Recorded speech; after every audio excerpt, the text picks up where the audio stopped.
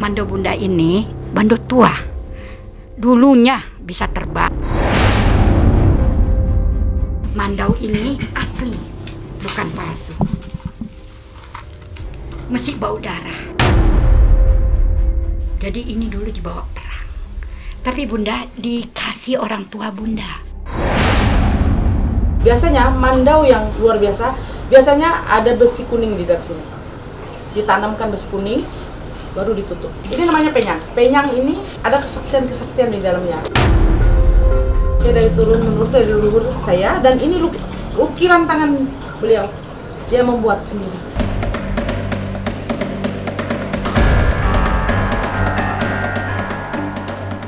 Mandau terbang ternyata bukan sesuatu yang fiktif. Bagi masyarakat Dayak, fenomena mandau terbang sudah tidak asing di telinga. Sebab kemampuan tokoh-tokoh tertentu menerbangkan mandau masih bisa ditemukan. Tapi seperti apa cara membuat mandau terbang? Butuh ritual khusus yang tidak mudah. Lalu mengapa Bunda Norma yang memiliki mandau sangat tua enggan menerbangkan mandau? Jangan dulu berlalu, masih akan banyak keganjilan terjadi di sini.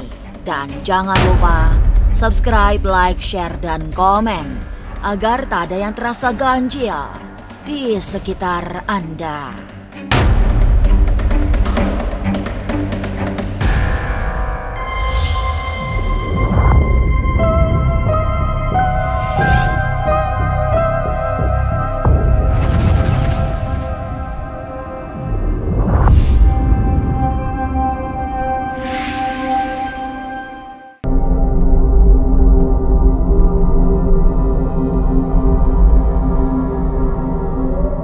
Tradisi mandau terbang sesungguhnya masih seringkali terjadi. Meski tidak banyak ada orang-orang yang memiliki kemampuan untuk menerbangkan mandau pusaka. Sementara itu, tidak semua mandau bisa terbang karena hanya mandau pusaka yang sudah sangat tua yang bisa diterbangkan. Dan Bunda Norma termasuk tokoh spiritual Dayak yang memiliki mandau tua. Konon, mandau warisan leluhurnya itu bisa terbang. Meski kini lebih banyak disimpan sebagai pusaka yang menjaga diri. Mandau ini ya. Mandau Bunda ini bando tua. Dulunya bisa terbang ya kan. Setelah Bunda itu nggak pernah coba bisa terbang atau enggaknya karena Bunda tidak mau terlalu jauh untuk menghayal ke situ. Mandau ini asli, bukan palsu. Masih bau darah. Jadi ini dulu dibawa perang. Tapi Bunda dikasih orang tua Bunda. Tapi Bunda itu ya sebagai pusaka mungkin penjaga Bunda.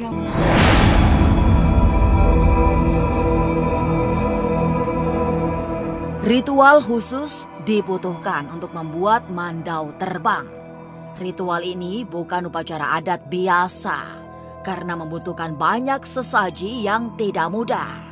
Bunda Norma tidak bisa menyebutkan secara lengkap tahapan-tahapan ritual untuk menerbangkan sebilah mandau. Bunda Norma hanya memberikan gambaran kecil beberapa ritual khusus yang perlu dilakukan. Bisa terbang? Ya, ada ritual khusus untuk mandau terbang. Khusus itu macam-macam yang seperti kita waktu ada orang meninggal, ya, ini dibawa menari, dibawa apa, ditaruh di meninggal yang orang sakti, sehingga dia suatu waktu bisa terbang. Biasanya potong babi sih, ya kan? Potong babi dengan tarian-tarian khusus, pemanggilan roh yang dimasukkan ke dalam mandau ini.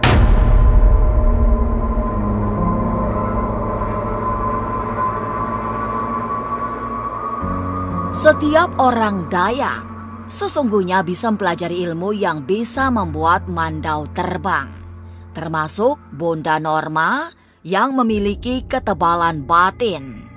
Tapi baginya tidak ada lagi alasan untuk menerbangkan mandau. Umumnya kalau dia serius biar anak 20 tahun juga bisa. Seandainya Bunda ritual khusus, Bunda pergi pulang kampung, Bunda minta mau bergerakkan mandau ini, bisa. Tapi Bunda udah jauh ditinggalkan dan Bunda anggap ini dia penjaga Bunda aja. Karena Bunda tidak mau macam-macam lagi. Ini pusaka bagi Bunda, bukan mandau untuk dipergunakan segala macam yang nyeleneh, enggak. Bunda belum coba dan Bunda tidak akan mencoba lagi. Karena satu, Bunda udah faktor usia. Bunda sekarang udah 60 sekian tahun.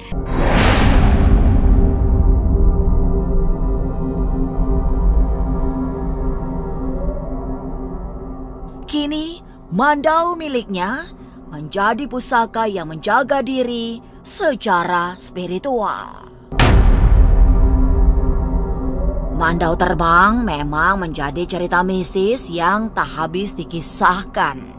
Tapi fenomena mistik khas suku Dayak itu bukan sebuah pertunjukan, melainkan berurusan dengan kesaktian tingkat tinggi.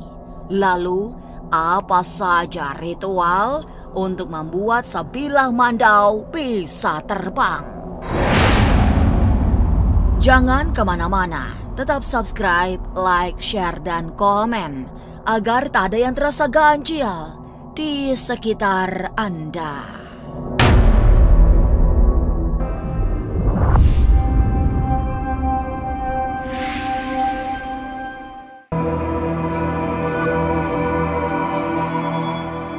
Mandau yang disimpan Bunda Norma sudah barang tentu bukan mandau mainan. Dibuat di masa silam, diwariskan dari generasi ke generasi, sehingga menjadi pusaka yang turun-temurun. Sebagai mandau turunan, koleksi pusaka Bunda Norma itu sudah melewati banyak peristiwa, termasuk berbagai perjuangan di medan perang. Itu yang membuat mandau tinggalan leluhur Bunda Norma memiliki tuah yang tidak main-main.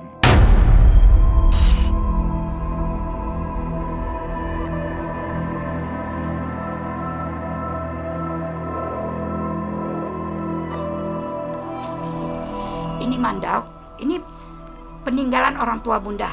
Bagi Bunda ini adalah pusaka.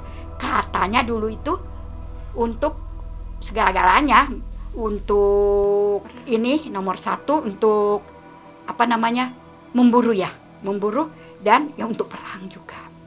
Jadi ini amis. Yang pasti ini tua, bukan mainan yang seperti dikata orang. Ini asli mandau, mandau yang benar-benar keturunan.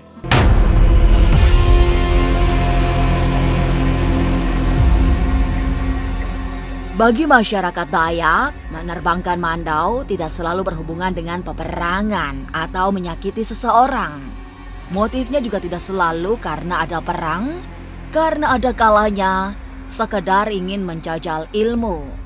Tapi, fenomena mandau terbang bukan sesuatu yang mustahil bagi orang Dayak. Mandau terbang sendiri itu tuh ada, karena yang terbang itu ya mando-mando yang orang-orang Dayak yang di pedalaman, yang di pergunungan, ya kan. Dia punya ritual khusus untuk menerbangkan dan kembali lagi. Dia hanya mencoba, aku ini mampu menggerakkan mandau ini. Berarti aku mampu untuk perang, mampu untuk mengatasi diriku dari, kita nggak usah cerita dari manusia lah, dari binatang-binatang. Aku bisa terbang dengan mandauku gitu. Seandainya mau terkam di sana banyak, bukan harimau, itu beruang, ya. Bisa lolos dari beruang, bisa lolos dari segala macam ular yang berbisa apa yang sifatnya bisa lolos dari goib-goib yang berterbangan, ya kan.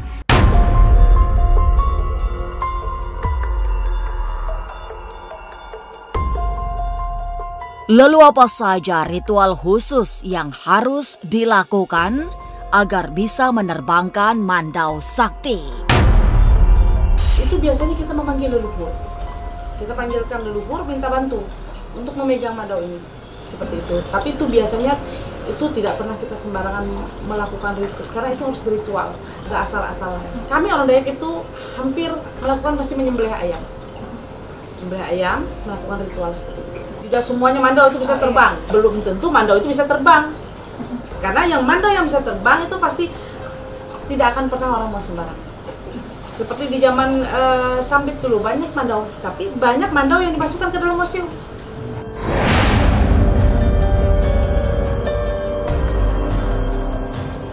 Tapi benarkah tidak semua orang Dayak bisa menerbangkan mandau? Jangan kemana-mana. Tetap subscribe, like, share, dan komen agar tak ada yang terasa ganjil di sekitar Anda.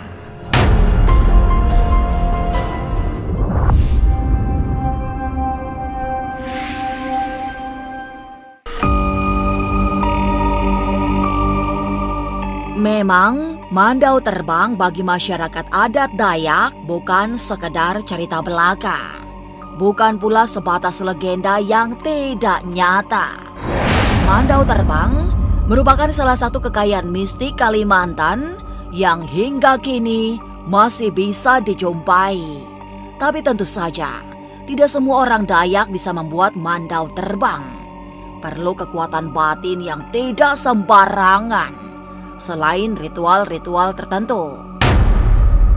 Mandau terbang itu ya, kalau sekilas mata orang melihat itu mandau itu terbang. Tapi kalau seorang spiritual yang melihat itu adalah leluhur yang memegang mandau itu. Memang ada yang memang leluhur, ada juga yang memang jin yang memegang, seperti itu.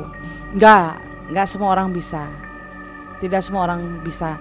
Dan yang dipegang itu mandau-mandau yang memang sudah sangat tua. Setelah itu mistisnya sangat luar biasa seperti itu. Biasanya mandau yang dipegang oleh turun-menurun dari leluhur dulu. Mantra, kita memanggil leluhur. Setelah itu ada kodam dari mandau itu. Nah, kodam itulah yang membawa. Bisa juga kita memanggil leluhur kita untuk memegang mandau itu. Seperti itu.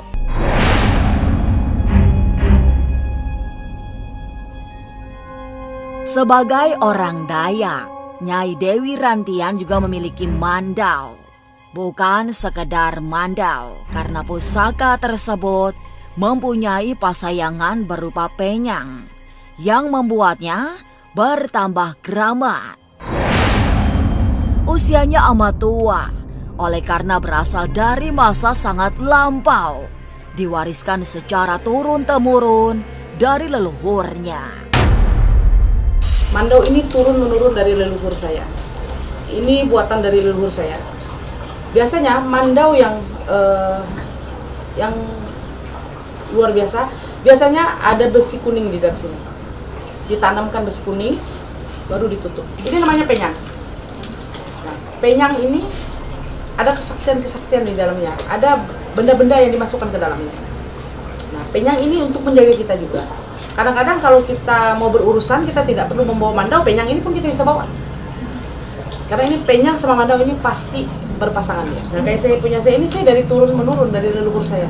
Saya dari turun-menurun dari leluhur saya, dan ini ukiran tangan beliau. Dia membuat sendiri.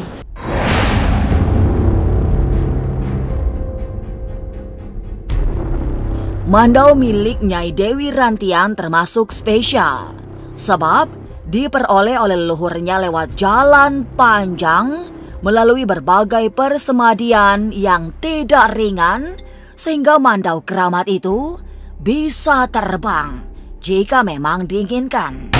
Meski dibawa kemana-mana, mandau pusaka Nyai Dewi tidak bisa dilihat orang lain.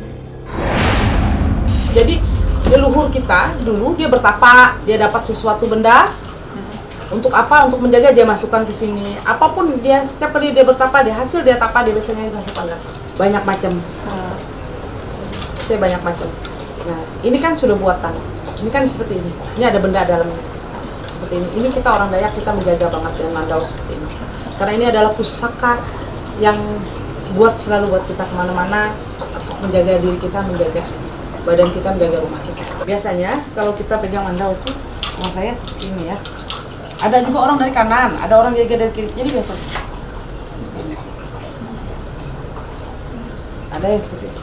Saya pernah bawa mandau ini, saya pergi kemanapun, saya mengobati orang sambil pergi ke Cina, kemana itu. Saya bawa dia ini, saya lewat aja nggak akan ya. Iya. Ya, nggak bisa, aman aja saya bolak-balik, saya Hong Kong, Cina, saya bolak-balik 4-5 kali nggak apa-apa, tidak kelihatan. Benar saya bawa pisau loh, nggak apa-apa. Nggak terdetek di badan. Nggak kedetek sama sekali.